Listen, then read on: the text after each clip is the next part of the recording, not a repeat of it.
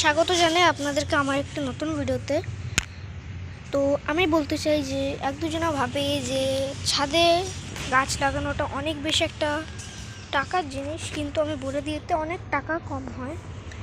সবার প্রথমত আপনারা যদি সবজি লাগাতে চান, সেটা এই ধরো আমি যেমন এই গ্রো ব্যাগে লাগাচ্ছি, আপনারা এর থেকে ভালো এতে চালের বস্তায় বা আটার ছোটো ছোটো প্যাকেট কেটে ওতে মাটি ভরে লাগাতে পারেন।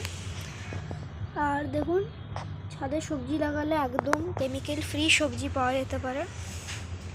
যেমন কি আমি আমার এখানে কেমিক্যাল ছাড়া ক্যাপসিকাম আর কি লাগিয়েছি, যেটা ক্যাপসিকামেরও ধরেছে, এবং ফুলকপিটা তো দেখালামই।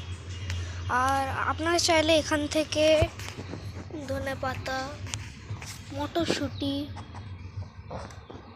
টমেটো আর গাঁদা ফুল এইসব জিনিস ঠাকুরকেও দিতে পারবেন। আর পালং শাক, এই দেখুন পালং শাক কী সুন্দর হয়। আর আরও অনেক কিছু আছে যেগুলো যদি আপনারা চান তো করতে পারেন নিজের ছাদে। এবার কেউ কেউ ভাববে যে সবাই বলে দেয়, কেউ কিছু করতে পারে না। এই যেমন ধরুন এত বড় একটা সুন্দর একটা গাছ হয়েছে বরবটির, যে সিম ধরছে, ছোট্ট করে একটা সিম ধরেছে এই যে। তো এগুলো আমি একাই করেছি, আমার সাথে কেউ এক ফোঁটাও কোনো হেল্প করেনি। মানে ছাদে গাছ লাগানোটা অত একটা কঠিন ব্যাপার নয়, চাইলে সবাই লাগাতে পারে।